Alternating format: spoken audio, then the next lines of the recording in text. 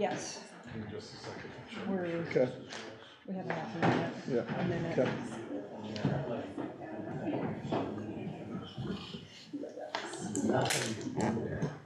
Sean, you get the drive? We were gonna put Sean in a glass box so he felt like he felt at home. He's used to being enclosed. I miss my little desk. I know. It's so Right on primitive. my lap over here.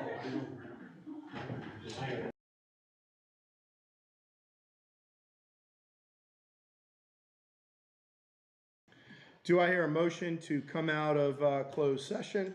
I move we come out of closed session. Do I have a second? Second. Any discussion? If not, we'll take a vote. All in favor say aye. Aye. Ayes have it. We're out of closed session. Ms. McBeath, can you read the certification of the closed session, please? Certainly, Mr. Mead. Whereas the New Kent County School Board has convened a closed meeting on this date pursuant to an affirmative recorded vote and in accordance with the provision of the Virginia Freedom of Information Act, and whereas Section 2.2-3711 of the Code of Virginia requires a certification by the New Kent County School Board that such closed meeting was conducted in conformity with Virginia law.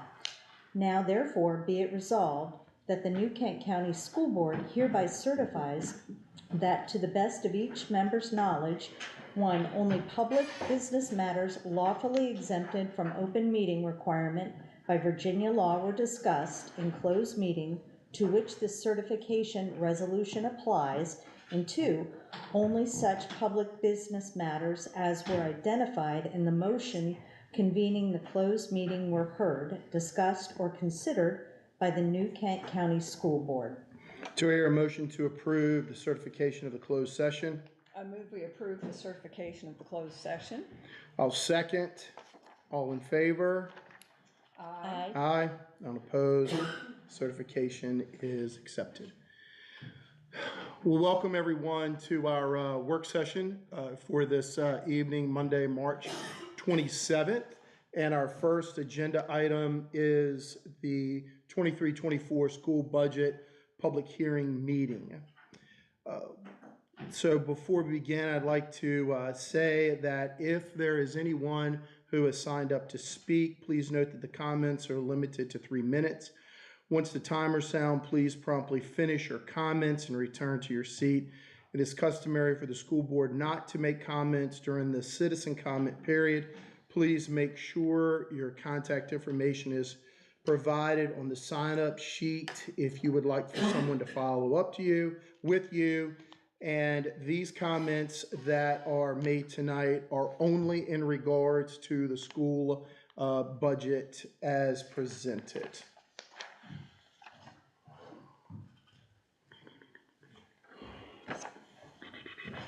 Our person that is here is Mr. Miller.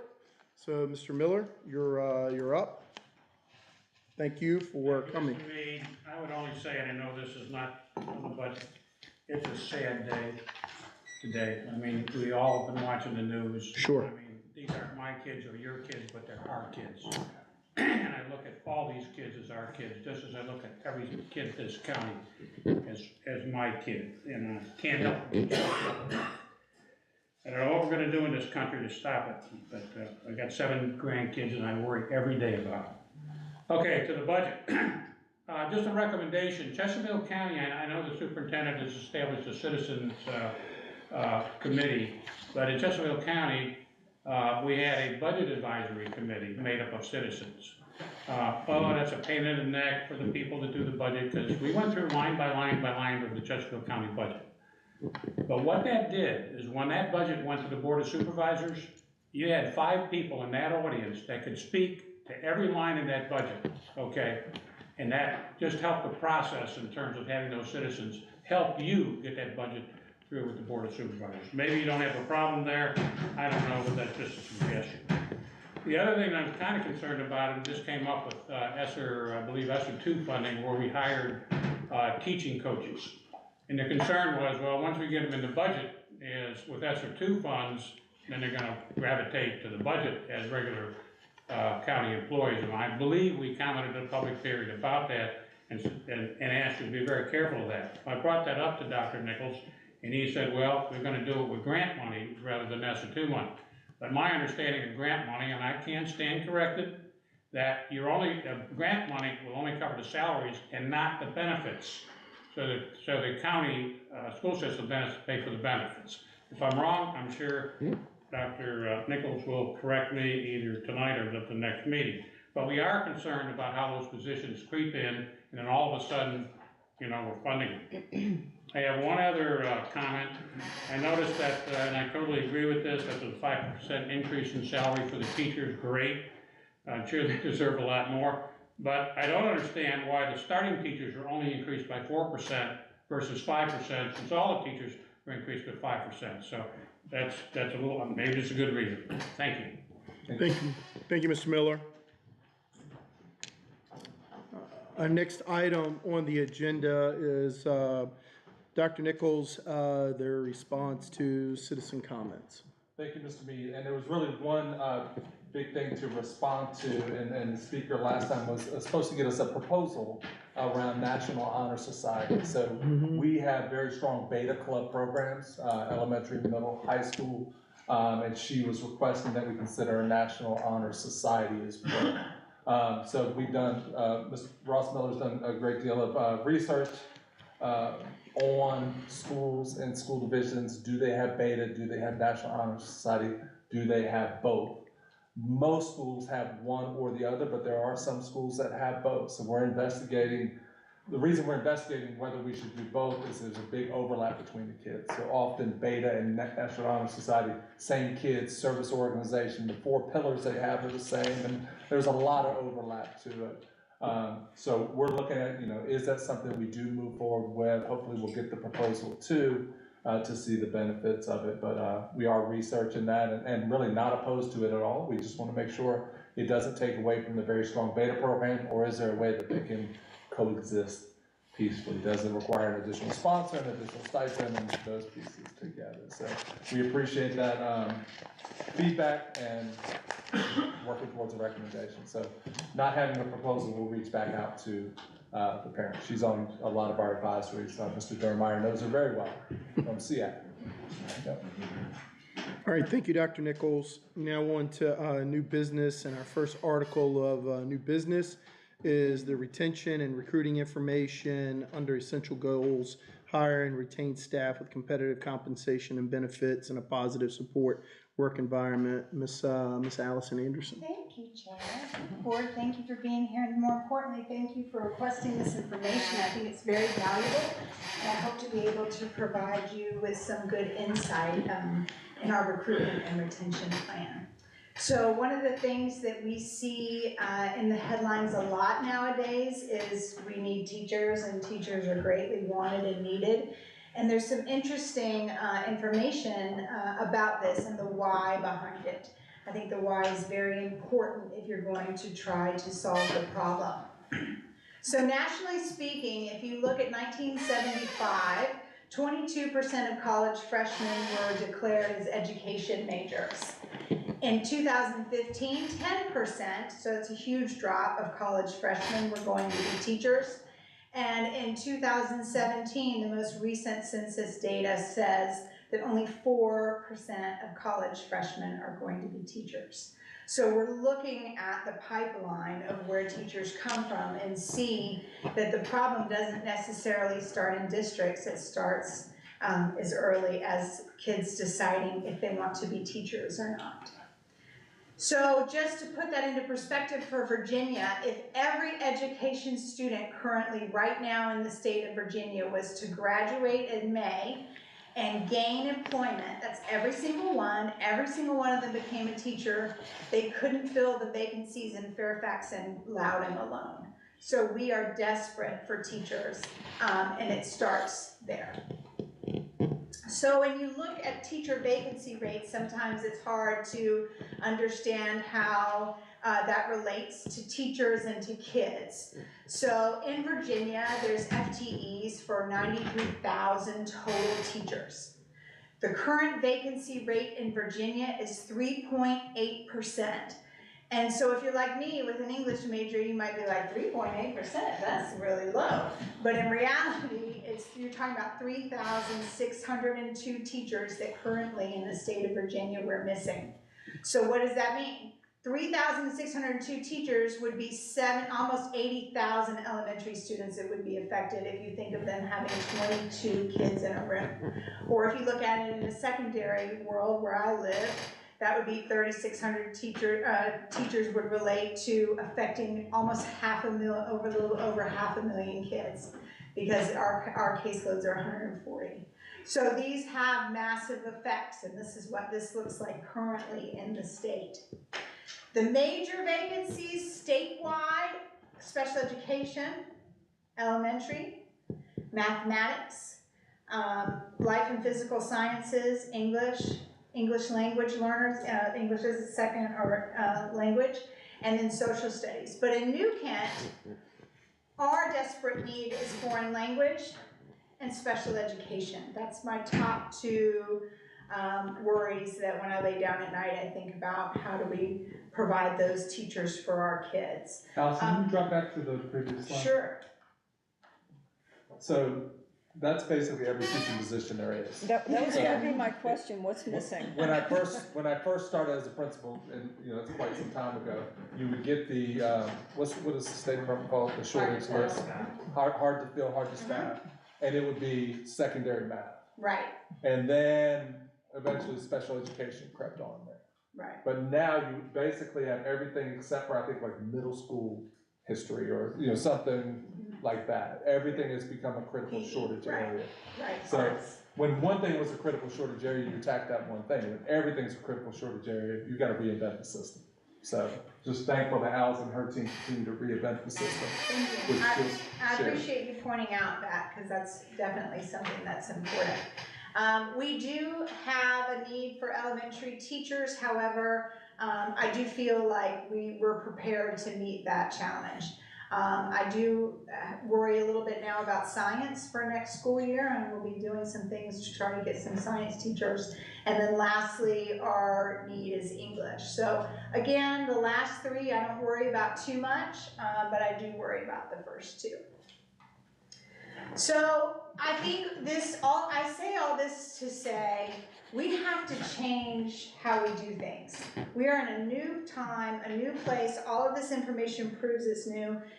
We're not going out as a division and interviewing teachers. In my opinion, teachers are interviewing us. And we have to change the process of how to recruit them, and more importantly, in my world, how to make teachers. And so that's what my team is really focused on. It's broken. Okay, thank you. All right, so when I go out and talk to kids, I say kids, I apologize, to me they're children, but they're graduating from college, they're coming into teaching, I tell these wonderful things about New Kent. I talk about our location. They're very thrilled with the fact that we're right outside of Richmond, in between Richmond and Williamsburg. They enjoy that location. They enjoy the fact that we do, thank you board, have smaller class sizes. As Mr. Miller pointed out, that's something with budget that's super helpful. We do have a very team New Kent family atmosphere with dedicated staff that tends to advocate for teachers. I say that because I believe one of the problems in larger divisions is unhappy teachers make new teachers unhappy. So I feel like we have a dedicated staff that speaks well of our district. Thanks to Dr. Nichols and his leadership style, I do believe that teachers get more individualized attention from division leadership and their administration in their buildings. And one thing that I also do love about this place is that veteran teachers who've taught for a long time tend to come here, and when they come here, they stay, because they've been somewhere else and they see how nice it is here, and I'm very proud of that fact. They also have easy access here to things that they need. Thankful to an approachable superintendent and board. So that's the reasons people choose us. Our current university partnerships, our strongest ones are with Longwood Liberty, ODU, VCU, and Virginia State. And I'm gonna talk to you about our strongest partner in just a minute. These are places that we are partnering with to get these new teachers that are in school. The major thing that we do different from other districts, I believe, is we say yes to any university request that's within means. So an example of that is we had a nearby district that turned down the College of William and Mary for a visit. We said yes, we said come, yes, it's late notice, yes, it's a hard day. And out of that visit, we hired 5 teachers. So we just try very hard to accommodate any requests that they need for research, for visits, for student teaching. We try not to say no when at all possible. But interesting, so that request, we said yes, and what was the day before winter break? Yeah. Not the best time to show off, but we did. But what we learned is that people have a perception of rural school divisions. So when they walked in New Kent High School, they were shocked because they didn't think we would have world-class facilities. They thought rural school divisions, I don't know if they go back to Little House on the Prairie, I don't know what they were thinking. I think so. But they, when they walked in our gym, they're like, oh my gosh. When they walked in this, they're like, oh wow, I didn't know that a rural school division had resources. Like, oh, New Kent is very equipped with resources. And from that group who we said yes to, we've got 5. So and those 5 are telling another 5, and so I mean, for us, it was, I had never thought to go, hey, New Kent is a great place with great facilities and great resources, because I knew it was, but some people don't have that perception of a rural school division. So that was fascinating. I'm still floored by how amazed they were that we had like lights and bathrooms. Right. And, Yeah, electricity. Right. Yeah. And the other thing that it did was it just allowed more kids to hear about us, and Miss Leslie and her team made the kids, they're not kids, the young adults hamburgers, and they were thrilled to have a hamburger. And so it's just trying to show them the best of who we are. And that's been working out nicely. So particularly, I'm very proud with our partnership with William and Mary. This is something that's been developed over the course of the last 1.5 years since I've been here, and I think it's probably my proudest thing. I'm thankful, not only that, Dr. Nichols and Ms. Moorheim are alumni, and so that makes it better, but in reality, we're just developing programs with them that are reciprocal. So we give to them, they give to us. Most recently, we came up with a partnership for, you heard my biggest worry is when I lay my head down is special education.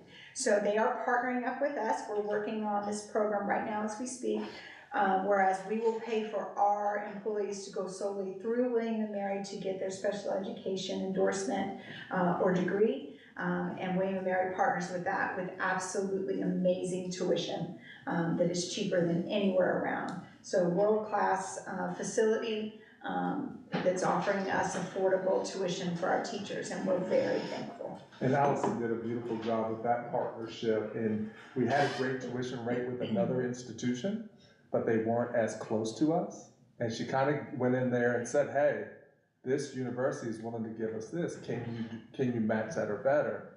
And William Mary's like, absolutely, we're in. So they gave us a better deal, and they're right down the road where we can connect with them. I will not name that other university because we still value their partnership. That's right, we still have a partner. So the other thing we do with our universities is make early offers to student teachers. So one place of growth I think we definitely need to have is to host more student teachers. But for a lot of kids, student teachers, this is a faraway place from their university. So to come here from Longwood, or to come here every day from ODU or from William and Mary, even sometimes it's hard transportation wise. But we're working on building this program so that we can offer student teachers jobs. I am, Lafayette, I'm sure, in Williamsburg is very sad that my own daughter's student teacher there, we've offered employment and she's accepted because she was outstanding, and I can see it as a parent. So we're not just limiting it to ours, and student teachers we can get anywhere that are suitable, we're making those offers.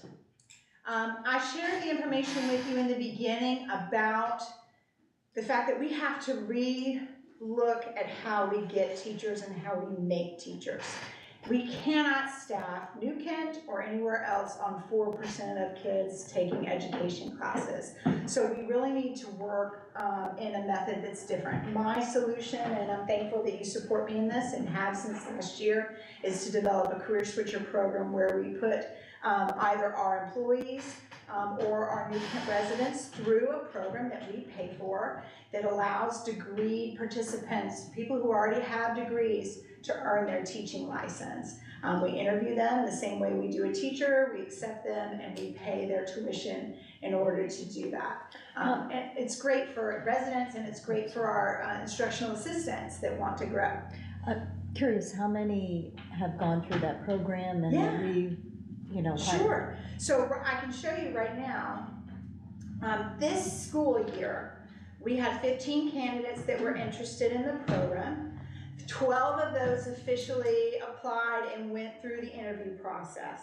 Now it is demanding, so you have to pass all of the teachers' tests before you get into the program. You have to do, some people that may have a degree in one thing have to take additional classes before they get into the program. So it is rigorous. So of the 12 that applied, you can see we have one candidate that will be an elementary teacher, one candidate that will be an English teacher, one candidate that is a current paraprofessional. She's going to take her praxis. She already has an English degree, and she didn't even realize that all she had to do was take her English praxis to become a teacher.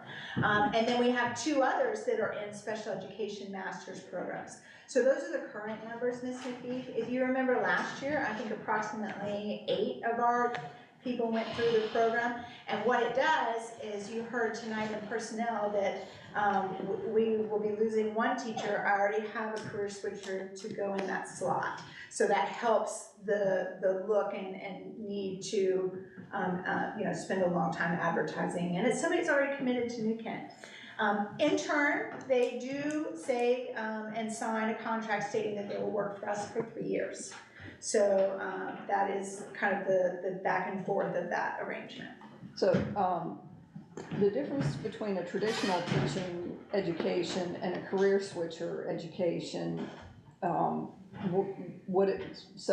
guess the career switcher has other life experiences. Are they getting the same depth of training in terms of teaching skills, classroom management, et cetera? That's a great question. So the one thing that Career Switch, so yes on all the coursework, the one thing the Career Switcher program doesn't have is a student teaching experience, which is why taking a paraprofessional is perfect, because they've been in the classroom for years, or even if it was a year, they're longer than a student teacher. So we search for people that we know will be able to command a classroom and have classroom discipline. I will say the one weakness in it, and the thing that we have to reinforce the most, which is why our instructional coaches are so important, is the classroom discipline toolbox and just knowing how to teach. They go through the same classes, they just don't get as much experience on the run-in. So those instructional coaches come in. I think a great example of career switcher is so middle school support staff of the year, paraprofessional last year, is now teaching math at the middle school and doing a phenomenal job, just really seamless, because she had that experience in the classroom. She got the management side of things. She had the degree. She went through the program.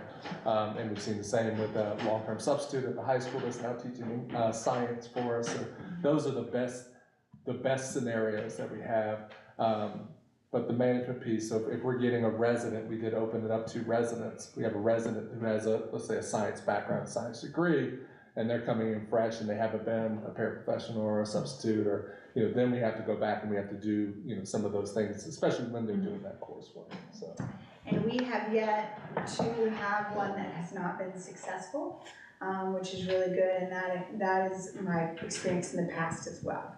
And we do have residencies, and I know we're short on time, but the Cliff Note version of a resident is someone that we partner with from a university that has 1 more year to go.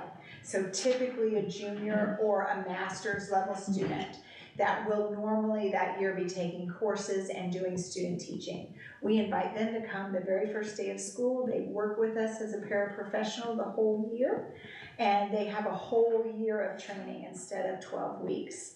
And so they then too, because we help them with their tuition and we pay them to be a paraprofessional, they work for us for 3 years as well.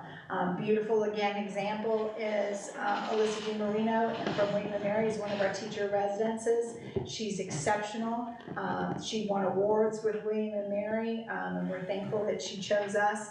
But one of our teachers is retiring, and she's a special education teacher, so guess what? Alyssa's going right in her slot next year. And Alyssa already knows all of her colleagues and her peers and the systems of the school and her administration.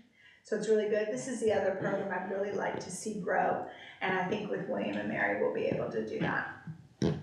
Finally, the question comes, so we get them and how do we keep them? And Dr. Nichols and I think about this a lot and are trying to come up with ways. But some of the ways that, reasons that people leave, so this is BDOE's survey. They put this together for me. And the number one reason 30% of teachers leave is because they are typically caring for another family member. Health, or their own personal needs as far as that goes. They may leave to go to another field. So an example, we have a teacher, Dr. Nichols was speaking of earlier, that will be leaving the field to go train other people in another job. They're leaving this field during the pandemic. People realized what great presenters teachers are. And how valuable they are, and they can pay more money, and so they offer them these positions, and so they're leaving to go into a different field. 18.7% are retiring, 16% are relocating. I was very surprised and happy to see that only 4% of them were classroom discipline. So I think the trends that the media might get you to think are different than what is the actual survey. And this is the survey they fill out when they resign. You know, to me, what's interesting about that, when you look at the big picture of the retirement and the relocation piece, if you just look at that percentage on the total number of teachers that you employ, if you numb that down, even with the amount of teachers that are graduating, right, you're still in the hole. There's no way you can replace 35% of the workforce on a regular basis and to backfill that. And I think that's interesting because you don't, like you said, I think the farce is nobody talks about that, right? That doesn't make the media. It's just, you know, and I think those are things that are very, very critical that the public should hear when it looks at understanding what it means to be in education. So thank you for that. I agree, you're welcome. I think it is very good information. So we try to thank our teachers as much as possible through compensation. I'm thankful that you're working to get our staff a raise. And always thankful for that. And because the other problem that we need to make sure we are aware of is we need to be comparable to our adjacent counties. So I do believe our #1 competitor is WJCC, and so I think that we need to be able to be competitive with them. We try to focus on our staff wellness. I do believe that both physical and mental wellness should be at the top of what we do for our staff. So we continue to try to provide healthcare discounts for employees that do their annual physical maintenance with their doctors. Obviously, we continue to offer flu shots. We have a wellness app for them, and just try to have varied opportunities for insurance to help them, even though I do wish we were more competitive in that field. And I do believe that our staff has a voice. Dr. Nichols has several advisory committees, and they do have an opportunity more so than any place I've worked to be able to speak and be heard. And our leadership is always present, which I think is very good for them as well. We try to get them smarter, so we will pay for national board certification, tuition reimbursement, and just any kind of path like I was speaking of to licensure. And we try to pay for these things to help them because obviously they're busy. And we all know we're not going into education for the money, so anything that we can do to help that is good. Continue to be thankful for Thanksgiving week off. I actually had someone accept a job and they told me that was the deciding factor. So they are looking at it, and they were 22 and smart, so I like it. And so again, we have pleasantly visible staff, amazing superintendent, and these smaller class sizes are very important too. I do think my overwhelming charm made those kids want to join us when they came to visit, but they were also very excited to see classes that were in the top teens instead of the top 20s. So we cannot negate the fact that our class sizes in New Kent are important. So our teachers' toolbox is my final thing. I think that really helps retain our teachers, our instructional coaches and mentor programs, and just math and reading support for our kids really does help the classroom teacher. So these are thoughts. I'm thankful for your support because many of those programs without your support would be very difficult to do, especially career switchers.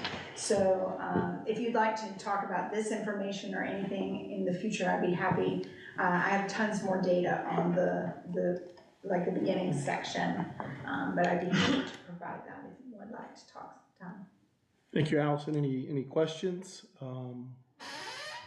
Any comments? One of the comments I will make that I think is very, very critical for that people just forget when you talk about, I'll go back to the rural community thing. In Chesterfield, Henrico, City of Richmond, very rarely, if ever, those teachers have accessibility to the superintendent. They could work there for 30 years and never see the superintendent. And I think that is a huge asset with both Mr. Hockman and Dr. Nichols is the accessibility and the visibility that they have in the community and in the county that we can always count on when things are happening in our division. And people in the public say that very often to me about I see him everywhere. Now I don't know if that's a good thing or a bad thing, but they see him everywhere. But I do tell that, and I tell that to people all around, and it is a huge asset when you look at it from an educational standpoint of view when people are accessible. So thank you so much for that. Thank you. On to our next item of new business, the VSBA policy revisions, the first reading. Dr. Nichols. Yes, sir. So it is spring updates from the VSBA. This is a first read for you. We have the nice handy dandy overview sheet for you. As you go through the policies, this would come back to you next time for potential approval. By and large, these are legal references that have been updated, cross-references with standard student conduct, policy and cross-references, legal references, General Assembly action, Virginia code changes related to those. So nothing substantial in these, just making sure that everything matches up. There is one policy, however, that is not part of VSBA's policy piece, and that is our annual student fees, fines, and charges. So that is JN. So we do that every year around this time, so we pulled that in with the VSBA policy pieces. And those changes are redlined for you and for the public. Example is the driver's ed class workbook is going up from $3 to $4. I still think that's a pretty good bargain for the workbook. And different increases and decreases related to different pieces. So for example, in athletics, gymnastics was new this year, so we'll have a gymnastics fee similar to the other fees that we have for other sports and different things. So if you have any questions on any of those between or now or prior to our next meeting, be more than happy to answer those for you. So the AP test fees are going away? Yes, the AP test fees are supposed to go away. Ross, you want to expand on that at all? We won't have any AP classes at that point, and so we'll have any fees that we need to accept locally. If students want to go out and take an AP test, they can. So we've migrated 100% away from. We've been shifting towards dual enrollment so part of Allison's presentation was about getting our staff smarter, and one of those routes is to have more dual enrollment teachers. Because if you pass the dual enrollment course, you get the dual enrollment credit versus the AP piece. Yeah, RCC's been a great partner there with one of their, some of the grants that they have that pay for 100% tuition assistance for teachers to go back and finish that curriculum work to be able to be a dual enrollment teacher. And so over the past 4 years, kids have more courses, more opportunities, and through dual enrollment versus the AP test, and it all weighing on a single test versus what you do across the year. So that's a good red line to have. Yes. Any other questions? The next agenda item is the Perkins grant first read. Mr. Miller?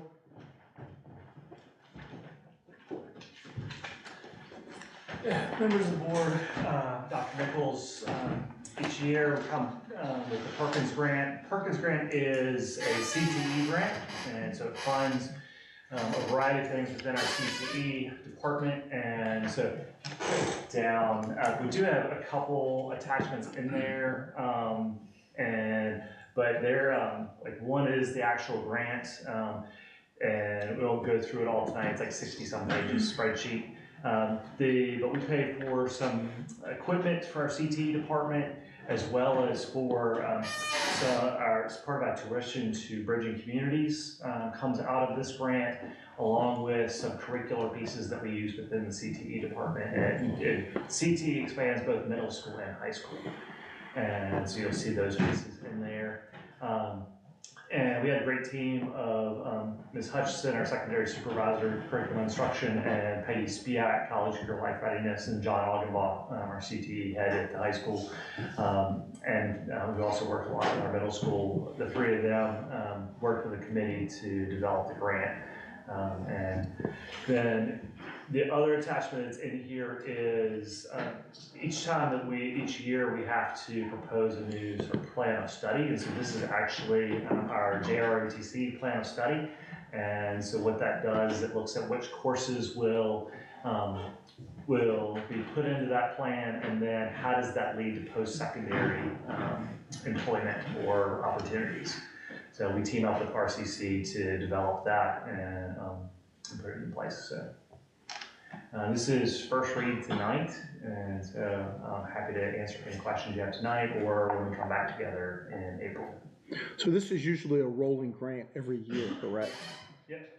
Similar to our federal programs grant, Title I through 6, and so this is the time of year you'll start to see those come before you. So Perkins always leads off. Mr. Dermeyer will be doing Title VI next time, and then the rest, Ross will be back for the federal programs. Okay, good. Thank you, Mr. Miller. The next item on the agenda is the CIP transfer of paving. Mr. Hockman?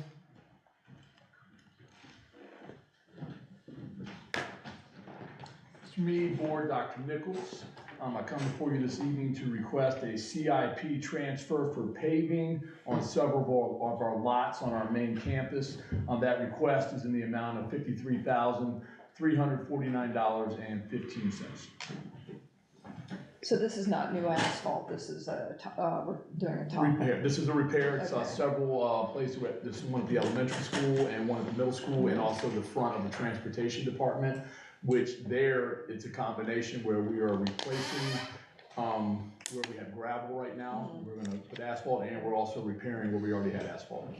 This amount here obviously will not cover all of those. The total cost here, this will get us to the total cost for finishing all three of those.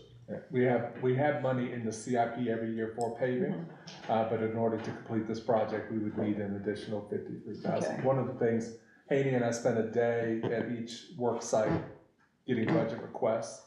Our mechanics came to one and said, "Can you please do something about that lot?" So the back The lot- dust bowl back there? The dust bowl. They're like, it gets on our tools, it gets on everything, it makes us do. And really, it had been on our radar. We just moved it up. But in moving it up requires additional funding to make that happen. So you have some very happy mechanics, and we won't have the dust storms we have right now. Right, thank you. The next item is the CIP transfer for safety and security. Mr. Hockman? Yeah, this transfer request is for cameras at 2 sites. We're in the process of upgrading cameras in terms of replacement and putting them in places where we have no cameras right now. So it's a combination of getting more modern and replacing older cameras and taking care of some spots where we don't have good visibility right now. Give me an example. The bus loop at the high school, there right now, there's not a camera that is specifically dedicated to that. We kind of utilize 2 cameras on the side. This one will give us complete access of that bus loop where the students dropped off early. There will be a new camera that's installed in the middle of that academic wing that is facing the bus loop there. And right now, there's not one there. Good. A lot of kids, obviously a lot of kids come through there every day. Yeah.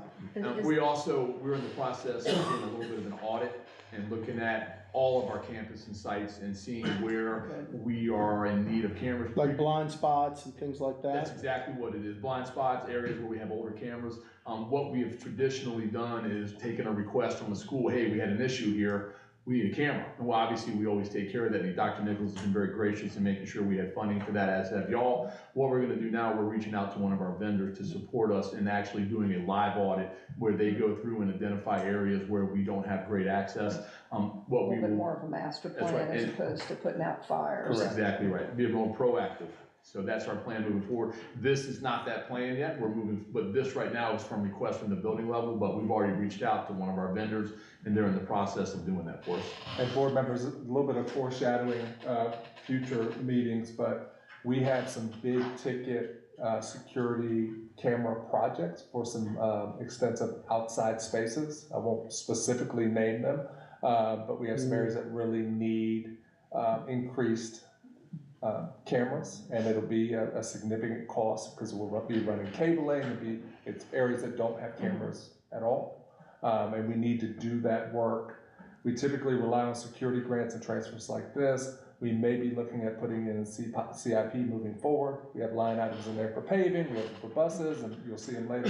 There may be a line item for security and safety specifically so that we can take on some of those big scale projects.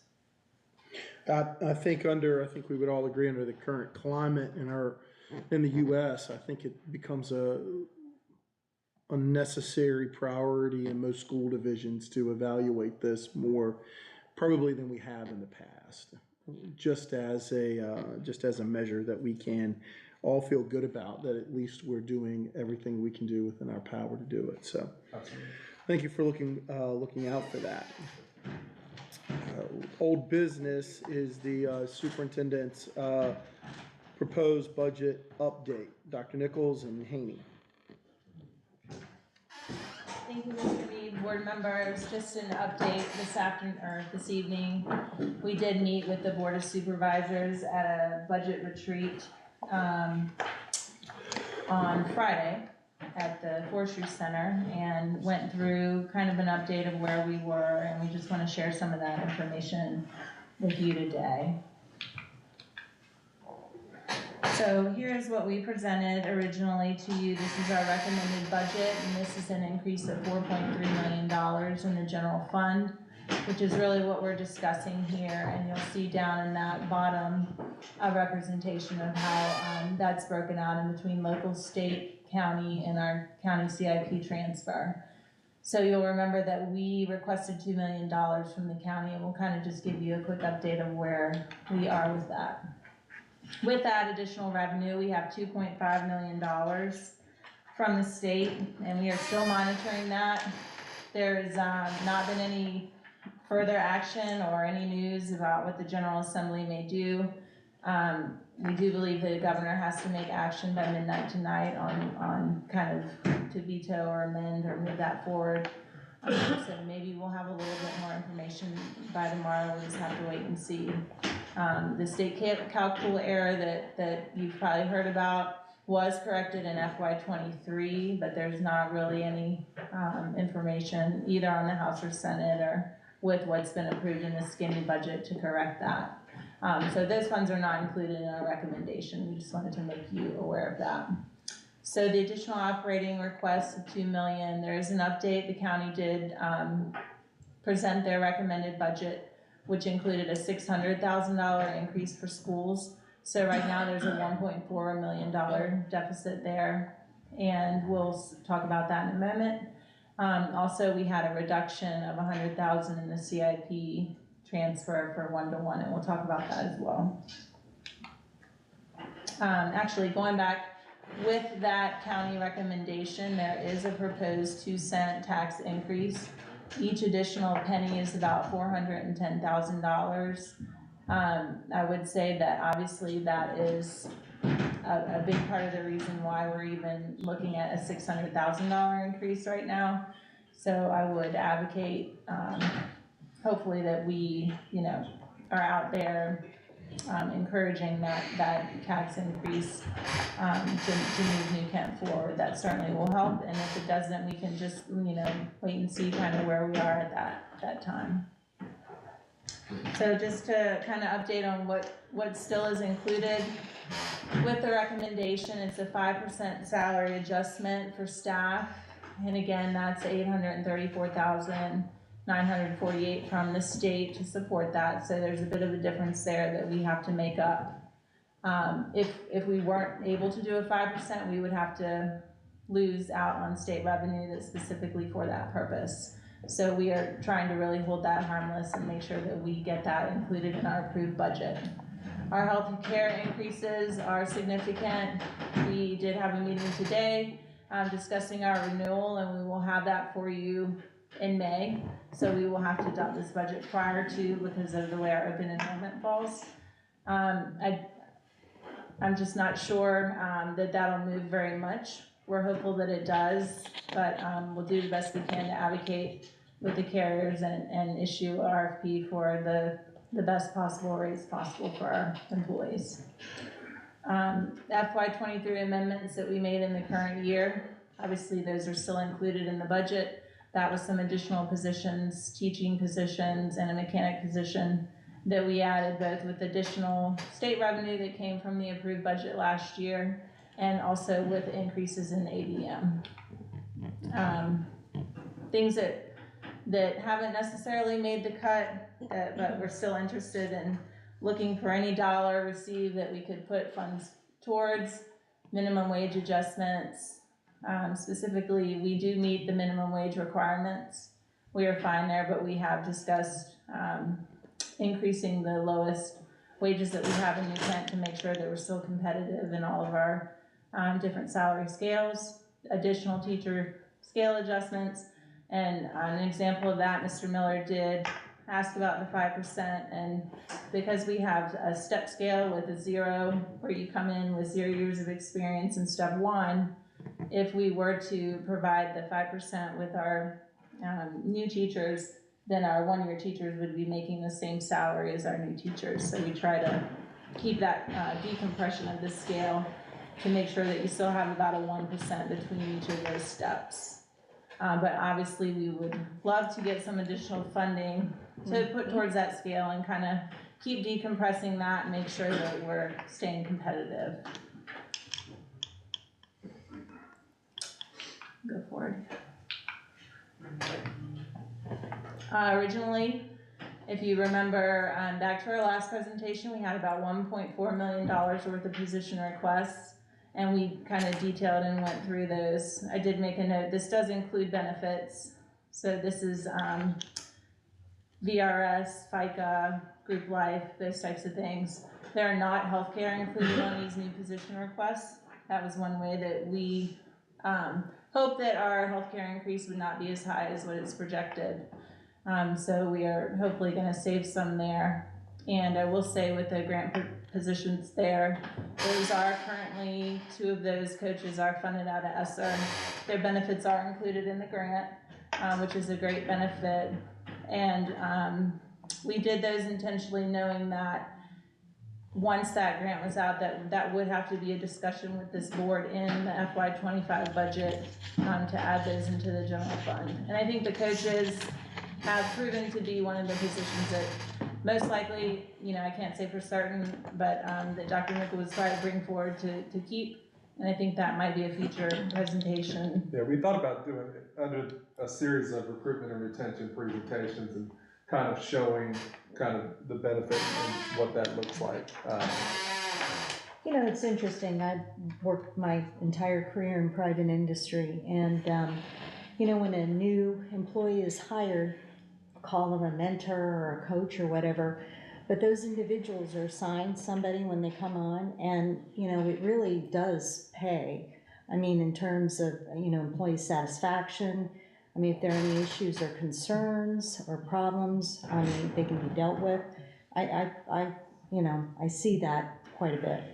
I do think, to Ms. Anderson's point about having that level of service here in New Kent, when we have new teachers come in, or especially career switchers, to have that added benefit of having that person to be able to come through and really show you what your classroom should look like, and have that support, and always have someone to come, you know, to call on, I think puts us above and beyond some other divisions. I know there are a lot of other positions that certainly people would hope that they would have someone to really kind of show them the ropes, and you don't always have that in every position, but I think this is a way that we can stay competitive and show that we do have that type of support for our teachers. And not to give away future slides, but in our superintendent's recommended budget, there were additional instructional coaching positions, one for special ed, so really hard to fill, so if we get you, we want to keep you, so how can we do that piece? And then additional in secondary as well, to provide that sort of support there too. So, You will see that that is fading fast, but. some examples of what the instructional coach is doing, because I'm sure it's not just onboarding, this is something that we're Absolutely, no. So going through their the time is entire spent, time. actually, Ross, I'll give a little intro and kind of tee you up, because they report to Russ Miller. So they do a great deal on the curriculum side, in terms of building pacing, in terms of building curriculum and those pieces. They also do a tremendous amount of, you know, Brian's having difficulty as a second grade teacher with classroom management, for example. That I come in there and I observe you. I don't evaluate you, so it's different than the principal who does your evaluation. And then I come in and I teach and you observe me. And then we teach together, and then I come back, and so they go through this whole cycle of support, non-evaluative, how can I help you get those tools, and so among a million other things. Yeah, they do. These are truly master teachers who have been selected to step into these roles because they demonstrated that they really understand instruction, and so they do a lot of professional development. They do a lot with meeting with our grade level teams, both for curriculum work as well as with lesson planning and looking at how do we tailor lessons for our students and what's best for our students.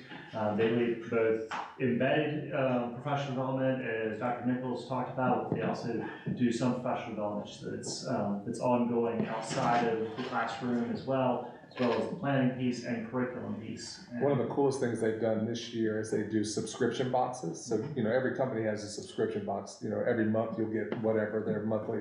So, but they do it with curriculum materials. So teachers get a box of curriculum materials just in time for the units that they're going to be teaching. And it's delivered and it's in this cool little format. And all you get, just go on Facebook or Instagram or Twitter, any of those, and you'll know what day they come out, because every teacher is posting the cool new things they have in their boxes. You know, nobody else can do that kind of stuff. So it's just that personalized touch. Nice. So with the 1.4 million that we're looking at having to reduce currently, just some concerns with that, you know, maintaining our service levels for our staff, basically the things that we've been talking about, the work that we're doing and really expanding upon that. Remaining competitive with Ms. Anderson's presentation, obviously fewer, smaller class sizes and the support positions that we have are impactful to the staff that we retain. So we hope that we're able to kind of maintain those staff positions. Of course, inability to increase program choice for students. With some of the teaching positions that we had, it was providing choice for students, which we're very passionate about. Meeting our maintenance of effort with exceptional education funding. There's a report every year that we have to pass 1 of 4 tests, and those tests is based on local and state funding, local and state combined, or per pupil amounts for both local and state combined. This was the first year we actually did not meet 1 of those 4 tests. We did still pass our maintenance of effort. We were able to run exceptions, basically that had to do with attrition, hiring less experienced teachers into roles that had been someone had resigned the year before. But if we do not meet that test, we do risk having to pay back our 6B funding, which is about $650,000. So you'll see the amount of funding that we were adding in exceptional ed. There's more to it than just support. It's also really just maintaining that level of effort and that expectation for those students. Falling behind in maintenance and service of our buildings, obviously that's something Mr. Hockman is very passionate about, so we just want to make sure that we're growing those departments as well. Just to touch as on the division Amy's, is growing. the inability to increase program choice. So in the superintendent's recommended budget, we have agricultural science that we'd like to add to the middle school because you have horticulture and landscaping at the high school, so to line up those pieces. We also had requests for computer science because we don't currently offer computer science. That is often a math teacher, so you have to backfill that with math.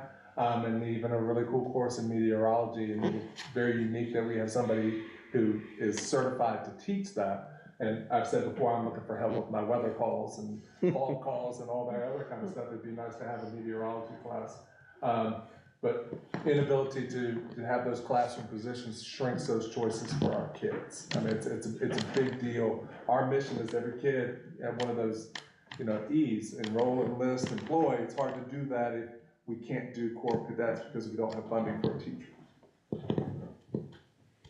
So with those concerns, just kind of really, the team sat around and really looked at what could we do to make reductions to get to where we need to be. So this first slide is just potential reductions that we could balance to get to 1.1 million. So it gets us about a $900,000 reduction. So really looking at all the exceptional ed positions that we had added except for the supervisor, that we are holding on to that position. Elementary positions, behavior support specialist, a gifted teacher, and hourly support for our math tutors. And these are all positions that we spoke about at our last board meeting. Secondary positions to include the coordinator of assessment and remediation at the middle school, administrative assistant at the middle school for the security vestibule, and AP at the high school, and as we were just speaking about, secondary instructional coach, which would be middle and high school. One way just creatively to try to get another $100,000 is just to request that the county leave our CIP transfer for the one-to-one initiative at $200,000 instead of reducing it. We have done that in the past to help to balance the budget, so that's just something that helped to get us to 892. After those reductions, when we really dig a little bit deeper, we start to get into some things that we're not really particularly wanting to reduce. And so some of those things really are Teachers for Growth, our high school math teacher, our Navy Corps Cadet program, secondary ESL teacher, part-time occupational therapist, student technicians for technology support, and then a maintenance technician and apprentice, which there was actually a request for 2, so this was 1, and that would be looking at not funding that 1. With those reductions, that gets us about to the $600,000 transfer that the county is currently recommending. So without any additional revenue coming in, those would be the cuts that we would have to make in order to balance for you to approve the budget. So if we have new students coming in, we can't control that. Correct. And if we're cutting elementary teachers that we're anticipating covering that growth, what are we doing? Increasing class size. So our class sizes go up into the upper 20s. Yeah, I mean, And it beyond. depends on, in our budget, we had 3 additional elementary teachers. For right now, 1 George Watkins, 1 New Kent Elementary, 1 Quinton, knowing that we could shift it based on enrollment and kids coming in. So that, and we thought that was probably under. We would love to do, between 4 and 6 to have additional. Just because it's no shock to anybody. I mean, the kid business is great in New Kent, where every kid's enrolled every single day. And then that math teacher piece there is a concern on a number of levels. They were looking at multiple math teachers in order to add additional opportunities. So, I mean, you look at some of the research on math and math achievement, 1 less math teacher is not gonna help that. As far as class size and offerings, and so there's a give and a take with that. Yeah, and I think the other piece to that, to add to that, Ms. Barber, is, I'll go back to Allison's presentation. When you look at, from an attrition standpoint of view, and the amount of people that are retiring, and the amount of people that either relocate, and that happens at the last, so now, you're just not trying to fill one position, you're trying to fill multiple positions on top of the ones that you're trying to add. Right. So now your job is twice as hard, because it's just not, oh, all we need is one teacher. Usually it's three more, because you had three retire, and so it's this constant, it's like the hamster wheel.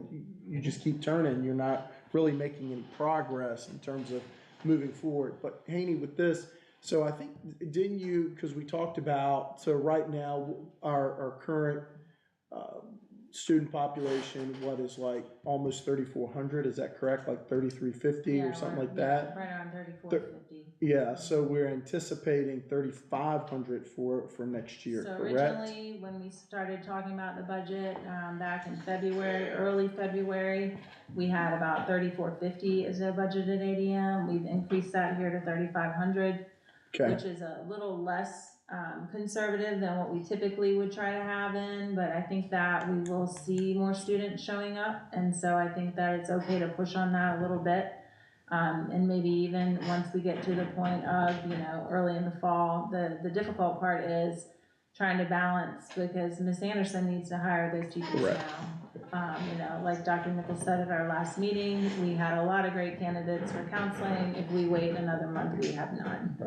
So we can fill all of these now, or soon. Every week that goes by, the likelihood, because everybody else is filling. I mean, Allison showed you that chart. It gets tougher, so the timing is, to Mr. Bede's point, is less than ideal. So we're not balanced at this point. Tonight, we really just wanted to provide an update based on the information we had, and show you publicly what it would take to get to 600,000 at this point. So this is very similar to what we showed Board of Supervisors as well on Friday, and talked about this is what we would have to cut. So the previous slide, we feel like that has to happen. Like we have to move off that 2 million based on the revenue numbers. This would be what we would prioritize within that piece. And of course, we have priorities within this as well. They're not ranked necessarily in that order. And we appreciate the county's support in trying to, you'll see in a minute, they're having their public hearing, and we are trying to get an adopted budget by May 1st, which is a lot earlier than it has been in the past, which is super helpful with contracts. And if we can pin down that we know we're having that 5%, we can certainly get those contracts out, and Ms. Anderson will know what she needs to fill at that point. But for these positions, I think particularly these are gonna be a little tricky, because it would be great to be able to go ahead and offer these jobs now. But just unfortunately with the unknowns at this point, we're just not able to do that. But hopefully. is there a provision within the county budget if, for whatever reason, your number goes from 3,500 to 3,600? Is that, and so we have to hire 2 more teachers. Can we make an emergency request to the board for additional resources? So we actually did that in the current year. Right, Mr. that's- Mead. So it was a little tricky, because it was kind of mid-year, or just before the start of the school year. And so again, it just makes it a little bit difficult sometimes to hire a teacher during that Sure. time frame, unless you get really lucky. And Ms. Anderson does a great job of it, but just unfortunately, it's just more the timing. Certainly we can try if it comes down to that, we'll do what we need to do. But it's just the timing is the hardest part of it all. So that's kind of where we are with that. We also just wanted to remind you, we typically go through the capital improvement plan, and you all would have already adopted that, but we're doing that all at the same time this year with the county. And so just a reminder, now we are asking to change that 1-to-1 transfer, to leave that at 200,000, which will help with those reductions, and giving us just another $100,000 to put towards those positions that we need. Healthcare consolidation, this is just something that we wanted to bring to your attention. We are currently, we've met with McGriff with the county to discuss merging our healthcare plans into one option for county-wide, and there are a lot of benefits to create a larger group. This helps with recruitment and retention, so a lot of the same issues that Ms. Anderson has, I'm sure the county has similar but different types of concerns with recruitment and retention. So sometimes, you know, if you bring a county employee, maybe they're married to someone that teaches, or if we have a teacher, maybe their spouse needs a job on the county side. So it just helps us to combine forces a little bit, offer a little bit of the benefit to those employees. We can form a mutually beneficial strategic approach to maintaining that benefit package, all while still making those decisions and really driving what our plan looks like for our employees. How do we go about doing this? We've met with McGriff. They're currently working on a feasibility based on some data that the county has provided to them, and we will review that mid-May and then make a final recommendation based on the county and the Board of Supervisors and the school board's pleasure of what to do. We just want to make note now, just to kind of keep you aware, that if we were to do something like that, it would be a potential for a short plan year for the school system. And what that means is typically our plan year ends in the month of September. We would need to push that to make it a short plan year, which we would have to advertise that with our open enrollment for the upcoming. So it would end like in July, and then you would start a new policy, Yes, sir. basically? That's right. Okay. Yep, so there's some nuances that goes along with that, and McGriff will certainly present those to us Okay. in May and June and July, but just kind of wanted to give you all a heads up that could be something that might come. We shared a very similar slide with the Board of Supervisors as well, and Mr. Hathaway was also sharing that information. So, But it seems like there's some potential there and some synergy that could benefit the county as a whole, Right. basically. more power that you have when you have a collective group over 500, which is what the county and schools together would give us. So we come to the table with a little more leverage than we do on our own, or they do in their pools. Gotcha. So stay tuned for that. It may not work out at all, but That's right. we're trying down every road to try to We'll see what save money and be great partners. So next steps, there is a public hearing at the county on the county budget, the tax increase for the 2 pennies and any additional fees. That will be on April 10th. We will continue our discussion, obviously, and at our meeting on April 17th, we will come to you with kind of our final recommendation and ask you to approve the budget at that time. We will then have a final budget adoption by the Board of Supervisors on April 25th, and then turn that around at the school board level on May 1st. Certainly, we would love to have feedback from anyone in the community, either at this email address, reach out to us, send us an email, call us, stop by. Certainly let the school board members know your feedback, let the Board of Supervisors know.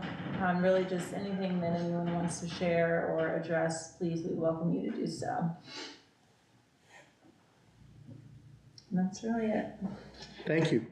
Great job. Thank you, Haney. Thank you for your team that has worked so diligently in trying to make all that happen as expeditiously as possible. Now we're on to our action items. And so board, to consider the approval that we have talked about in closed session under personnel. Do I hear a motion to approve the personnel matters as presented by the superintendent? I move we approve the personnel matters as presented by the superintendent. Do I hear a second? Second? Any discussion? All in favor? Aye. Aye. Personnel matters passes as presented. The second matter to be presented is the consideration of the CIP transfer for paving. Do I hear a motion to approve the CIP transfer for paving as presented? I'd like to make a motion to consider approval of the CIP transfer for paving as presented. Do I hear a second? Second. Any discussion? No discussion, then we'll take a vote. All in favor, say aye. Aye. The next item is the consideration of the approval of a CIP transfer for safety and security. Do I hear a motion to approve the CIP transfer for safety and security as presented? I move that we consider approval for the CIP transfer for safety and security as presented. Do I hear a second? Second. Any discussion? So discussion, we'll take a vote. All in favor, say aye. Aye. The last item for consideration is the approval of the superintendent's contract. Do I hear a motion to approve the superintendent's contract as presented? I move we approve the superintendent's contract as presented. Do I hear a second? Second? Any discussion? If there's no discussion, then we'll go to a vote. All in favor, say aye. Aye. Aye. Superintendent's contract is approved as presented. Now, that adjourns our meeting. Our next meeting will be our regular meeting on Monday, April the 17th at 5:30 PM here in the New Kent County Historic Courthouse. With that, our meeting is adjourned at 6:40 PM.